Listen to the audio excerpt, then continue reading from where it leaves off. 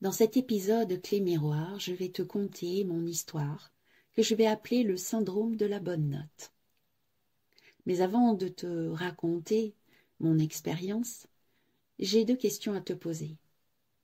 T'es-tu déjà demandé pourquoi nous sommes tant à rechercher l'approbation des autres? Et as-tu déjà ressenti cette pression à vouloir être parfaite, à vouloir obtenir la bonne note, même bien après avoir quitté l'école?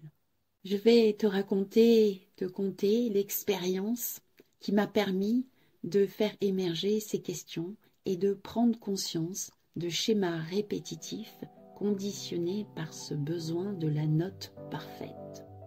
Bien le bonjour, belle étincelle. Bienvenue dans Miroir de Femmes, le podcast épanouissant pour les femmes, les mères en quête d'évolution et de spiritualité. Je m'appelle Bénédicte.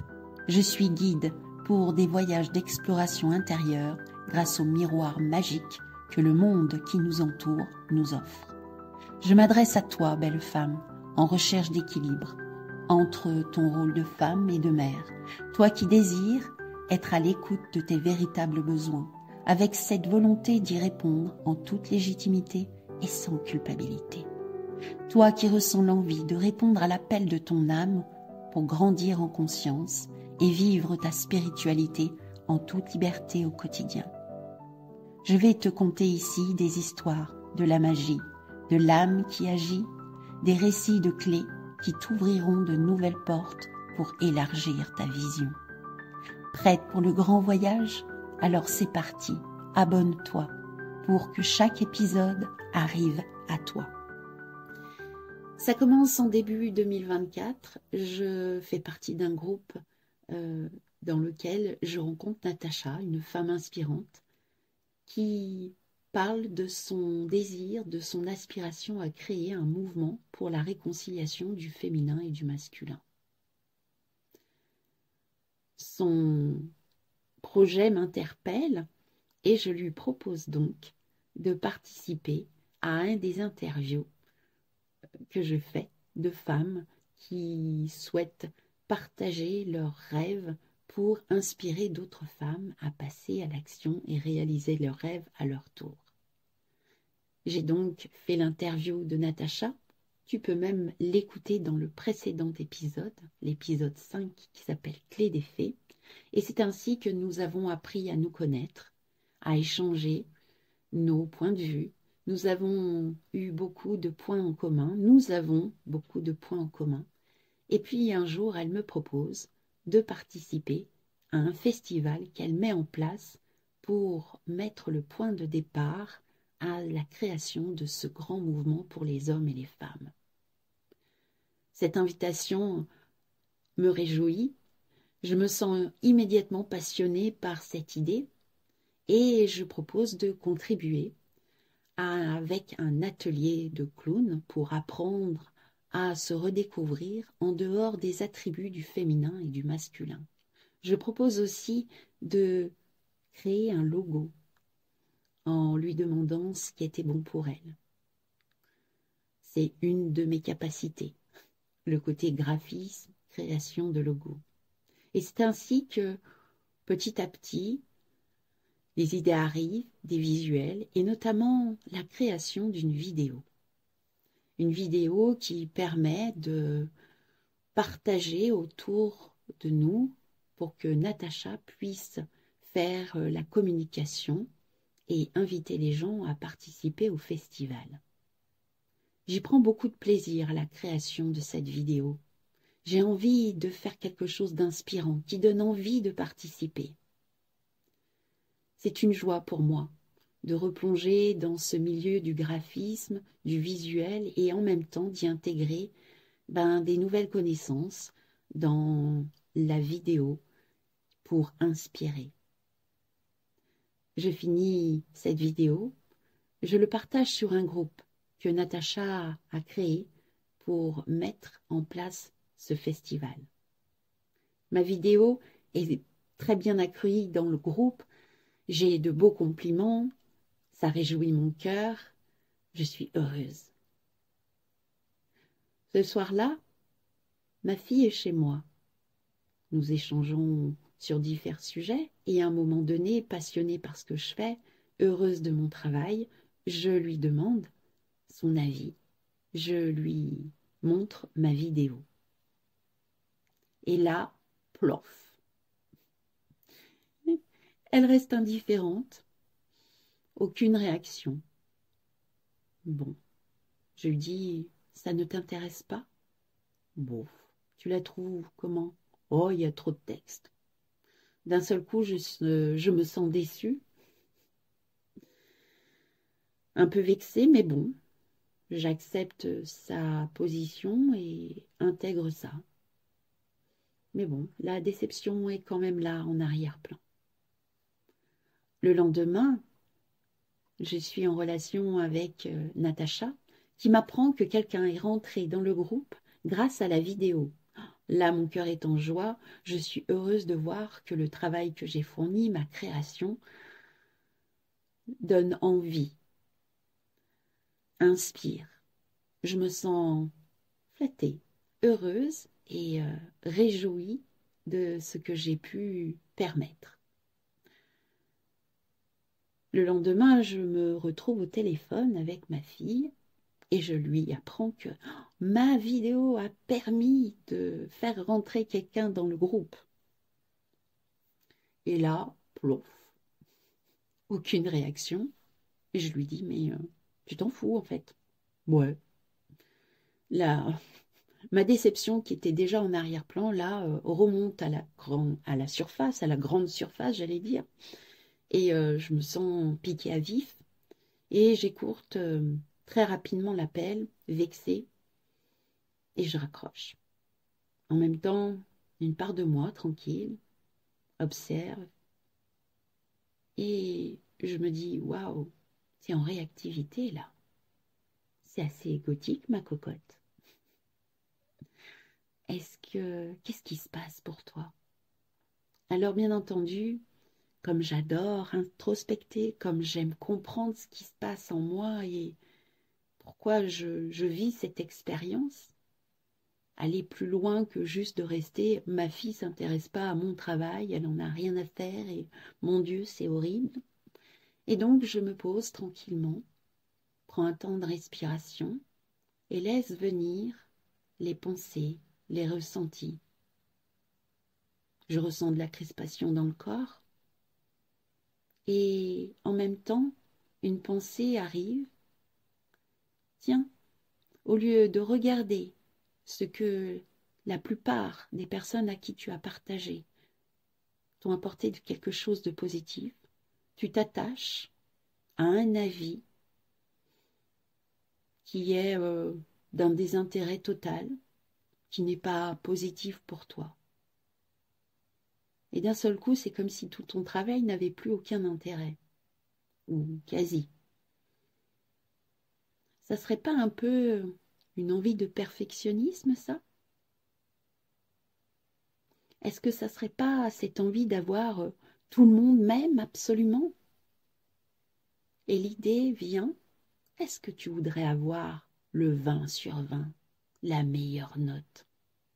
Tu serais pas un peu comme ces élèves qui ont toujours des très bons résultats, qui un jour, au lieu d'avoir un 20 sur 20, ont un 19,5 et qui se sentent désespérés de ne pas avoir eu la note parfaite.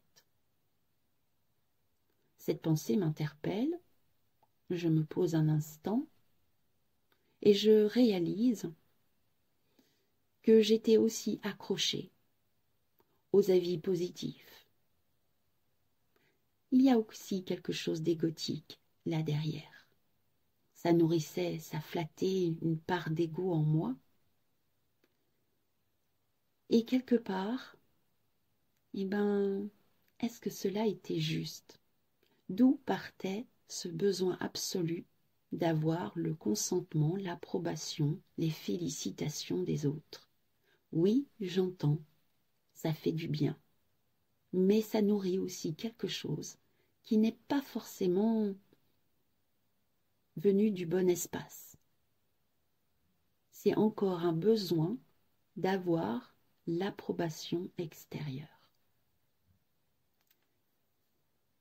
j'ai observé en fait l'intention qui était derrière, bien au fond, bien caché, ce besoin d'être valorisé par le regard de l'autre, par la parole de l'autre. J'ai pu y faire des parallèles avec différents aspects de ma vie. Mon rôle de maman, le besoin d'être la mère parfaite, le besoin d'être plus, de faire des bons podcasts par exemple, d'être une professionnelle avec beaucoup de clients, avec un gros chiffre d'affaires, le besoin d'avoir toujours des sourires, le besoin d'être toujours accueilli. En arrière-plan, il y avait ce besoin d'être comblé par l'extérieur, ce besoin d'être nourri par l'extérieur. Et dès que quelque chose n'allait pas dans ce sens-là, eh ben, un sentiment d'insatisfaction, un sentiment de ne pas être assez, de ne pas en avoir fait suffisamment, une frustration. D'un seul coup, je voyais le tableau. Et là, je réalise que je ne prends presque pas en compte, ou très peu, ce qui a nourri mon envie de créer, ce qui m'a nourri quand je créais. Le plaisir de créer, purement et simplement, le plaisir de faire du beau, au moment de créer du beau, le plaisir d'agencer, de mettre des couleurs, de la musique, des belles images. Comment dans l'instant quand j'étais en train de créer, me plonger véritablement dans ces espaces de création purs et simples, sans forcément attendre l'approbation de l'autre, l'avis positif de l'autre, le besoin d'être encensé. Je n'étais pas dans ce moment de création non plus à penser que qu'est-ce qu'on va dire de moi? Est-ce que ça sera approuvé ou pas?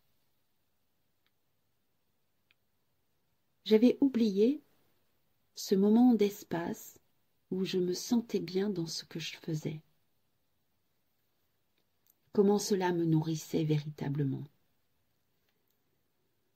La question me vient, combien sommes-nous à attendre la valorisation extérieure?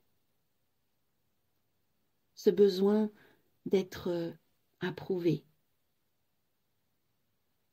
Et toi, est-ce que tu as déjà ressenti cette pression pour avoir la bonne note, pour être la femme parfaite, la mère parfaite, la collègue parfaite, le professeur parfait, l'amie parfaite, l'épouse parfaite? Ce besoin d'être encensé peut-être, ce besoin d'être nourri par cela, est-ce que toi aussi tu ressens cela? Comment gères-tu ces attentes qui sont finalement bien intérieures et vis-à-vis de nous-mêmes? Et puis il y a aussi les attentes des autres. Comment gérer tout ça? Mais d'où cela vient-il?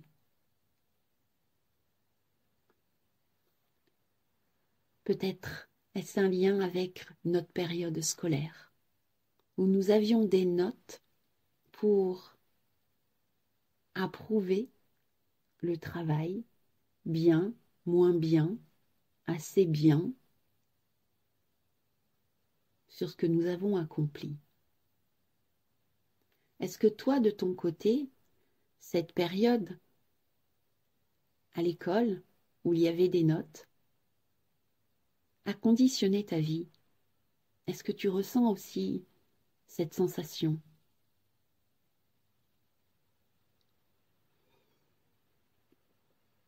Au regard de cette histoire, de cette expérience, je me suis dit le chemin qui serait le plus favorable pour moi à l'heure actuelle, c'est qu'à chaque fois que je crée quelque chose, je le crée parce que j'aime le beau, le bon, que cela nourrit dans l'instant, un peu comme un jardinier qui vient creuser sa terre et vient semer la graine. Bien sûr, il va le venir arroser, bien sûr, il va peut-être y mettre de l'engrais, il va faire attention où il va planter sa graine, pour le plaisir de planter la graine, et en même temps, il s'en remet à la nature pour la laisser pousser. C'est comme si chaque projet que nous avions, c'était de les créer, de les semer et de les laisser pousser, peu importe le résultat. Il y a des choses qui ne nous appartiennent pas. Alors, c'est une invitation à aimer dans l'instant ce que nous faisons.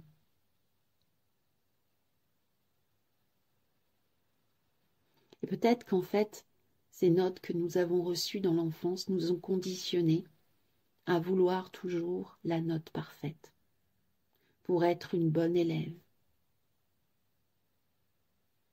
pour ne pas décevoir, pour ne pas se décevoir, pour répondre à une certaine pression extérieure qui était là au départ, mais maintenant, est-ce que nous avons besoin de garder cette pression que l'extérieur peut nous mettre, mais au départ, peut-être que c'est nous-mêmes qui souhaitons avoir l'excellente note. Alors pour en revenir à mon histoire, j'ai réalisé que, au final, la réaction de ma fille que j'avais mal pris était une véritable bénédiction, m'avait permis de comprendre, de conscientiser à quel point j'étais encore dans l'attente de la validation extérieure, de l'approbation extérieure. Alors merci à ma fille qui fait partie de mes grands sages, de m'avoir permis de comprendre à quel point j'avais encore besoin d'être validée par l'extérieur.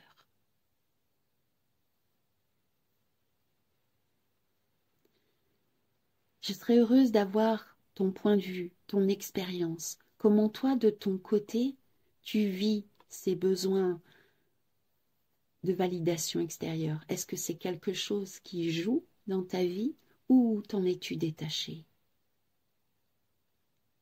As-tu besoin encore de la réflexion des autres?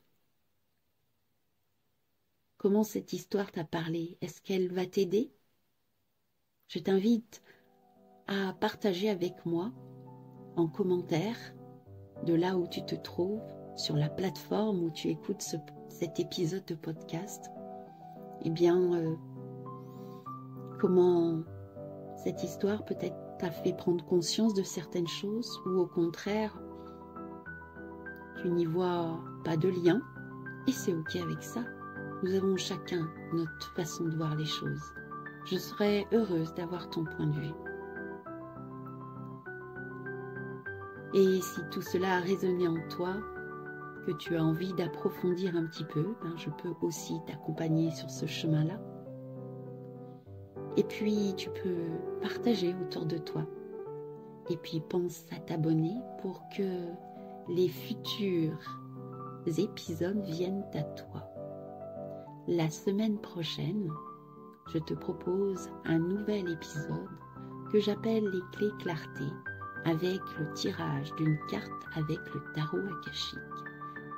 Qu'est-ce que cela va nous amener, surprise, surprise, à la semaine prochaine? Et je te souhaite une belle soirée ou une belle journée. À bientôt.